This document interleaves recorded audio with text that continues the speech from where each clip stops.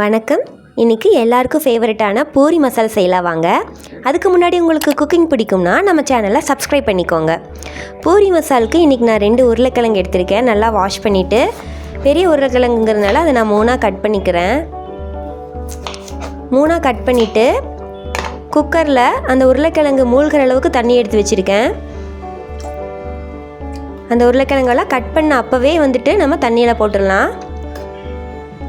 உப்பு, மஞ்சள் தூள் எதுவுமே போட வேண்டாம். ஜஸ்ட் உருளைக்கிழங்கும் தண்ணியும் மட்டும் போட்டுட்டு குக்கர் லிட்டை க்ளோஸ் பண்ணிவிட்டு விசில் போட்டு 4 விசில் விட்டு எடுத்துக்கோங்க.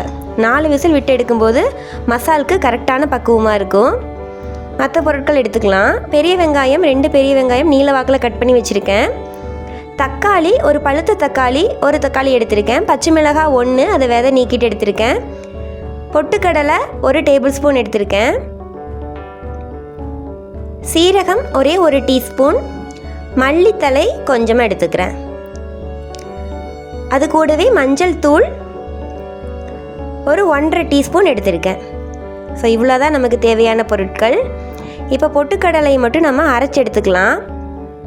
ஒரே 1 டேபிள் ஸ்பூன் பொட்டுக்கடலை, அதை மிக்ஸி ஜாரில் போட்டுட்டு அரைச்சிடலாம். நல்லா பவுடர் ஃபார்மில் நல்லா அரைச்சி எடுத்துக்கோங்க. அதையே தண்ணியில் மிக்ஸ் பண்ணி வச்சுக்கோங்க. இப்போ குக்கர் எடுத்து பார்த்துடலாம். 4 விசில் வந்தாச்சு. தண்ணியை வடிச்சிட்டு நல்லா ஆற வச்சு தோலை பீல் பண்ணிவிட்டு மசிச்சு வச்சுருங்க. இப்போ மசாலா செய்ய ஆரம்பிக்கலாம்.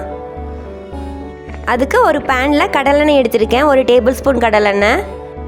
மசாலுக்கு கடலெண்ணெய் நல்லாயிருக்கும். எண்ணெய் சூடானதும் சீரகம் போட்டதுக்கப்புறம் நம்ம வெங்காயம் கட் பண்ணி வச்சுருக்கிற நீல வாக்கில் எடுத்துக்கலாம். வெங்காயம் போட்டு ஃப்ரை பண்ணி விட்டுருங்க. நம்ம கட் பண்ணி வச்சுருக்கிற வெங்காயம் தனித்தனியாக பிரிஞ்சு நல்லா கண்ணாடி மாதிரி வரணும். அந்தளவுக்கு வதங்கினா போதும். உங்களுக்கே தெரியும், பூரி மசாலுக்கு வெங்காயம் தக்காளியெல்லாம் நல்லா ஃப்ரை ஆகக்கூடாது. ஓரளவு ஃப்ரை ஆகி கொஞ்சம் பச்சையாக இருந்தால் தான் நல்லாயிருக்கும். ஸோ இப்போவே நம்ம மஞ்சள் தூள் ஆட் பண்ணிக்கலாம். அப்போ தான் அந்த மசாலில் நமக்கு மஞ்சள் வாசம் பச்சையாக வராது. அந்த வெங்காயம் கூடயே மஞ்சள் தூளும் போட்டு நல்லா வதக்கி விட்டுருங்க. கொஞ்சமாக மஞ்சள் தூள் பச்சை வாசம் போகணும். அந்த டைமில் நம்ம கட் பண்ணி வச்சுருக்கிற தக்காளி, அது கூடவே பச்சை மிளகாய் ஆட் பண்ணிக்கலாம். நான் ஒரே 1 பச்சை மிளகாய் ஆட் பண்ணியிருக்கேன். உங்களுக்கு காரம் வேணும்னா 2 பச்சை மிளகாய் ஆட் பண்ணிக்கோங்க. தக்காளி பச்சை மிளகாய் போட்டுட்டு வதக்கி விட்டுருங்க. நம்ம கறிவேப்பிலை போட மாட்டோம் மசாலுக்கு.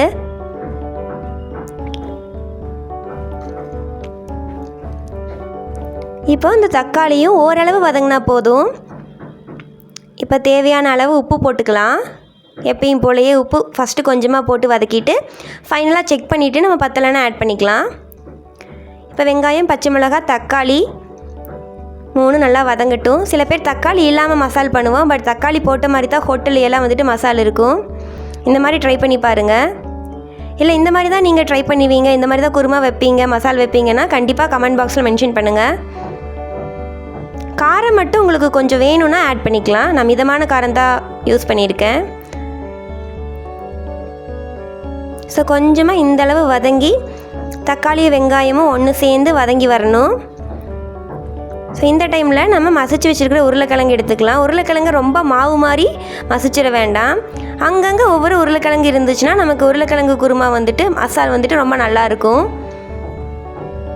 ஸோ இந்த மாதிரி உருளைக்கிழங்கை நல்லா மிக்ஸ் பண்ணி விட்டுருங்க வெங்காயம் தக்காளி கூட. ஏன்னா உருளைக்கிழங்குல உப்பெல்லாம் நம்ம எதுவுமே ஆட் பண்ணலை. ஸோ அந்த மசாலாவில் இருக்கிற உப்பு, அந்த புளிப்புத்தன்மை எல்லாமே உருளைக்கிழங்கு கூட ஆட் ஆகணும். ஸோ நல்லா மசிச்சு விட்டுக்கோங்க. எல்லாத்தையும் நல்லா மிக்ஸ் பண்ணிவிட்டு. ஸோ இந்த ஸ்டேஜில் கூட நம்ம சப்பாத்தி ஆர் பூரிக்கு இப்படியே எடுத்து நம்ம உள்ளே ஸ்டஃப் பண்ணி சாப்பிட்டோம்னா ரொம்ப நல்லாயிருக்கும். பட் நம்ம இன்றைக்கி மசாலா கன்சிஸ்டன்சி பண்ணுறதுனால ஒரு 1.5 கப் தண்ணி ஊற்றிக்கலாம். தண்ணி ஊற்றிட்டு நல்லா மிக்ஸ் பண்ணி விடுங்க. இது வேகிறதுக்காக மட்டும் இல்லை, எல்லாமே நல்லா டேஸ்ட் உருளைக்கிழங்குல இறங்குறதுக்காக ஒரு 1 நிமிஷம் சூடாகட்டும்.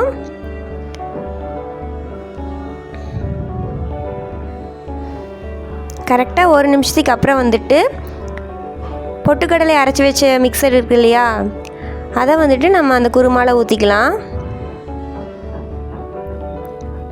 1 டேபிள் ஸ்பூன் இந்த அளவுகளுக்கு கரெக்டாக இருக்கும். கட்டிகள் இல்லாமல் அரைச்சி எடுத்து அதை கலந்து விட்டுக்கோங்க. பொட்டுக்கடலை ஊற்றின உடனே வந்துட்டு நமக்கு மசால் கன்சிஸ்டன்சி வர ஆரம்பிக்கும், கெட்டியாகும்.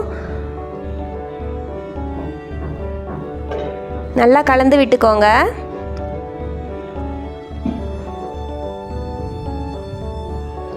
ஃபைனலாக வந்துட்டு மல்லித்தழை ஆட் பண்ணிக்கலாம். மல்லித்தழை உங்களுக்கு டேஸ்ட்டுக்கு எவ்வளோ வேணுமோ அந்தளவுக்கு மல்லித்தழை ஆட் பண்ணிவிட்டு மிக்ஸ் பண்ணி விட்டுருங்க.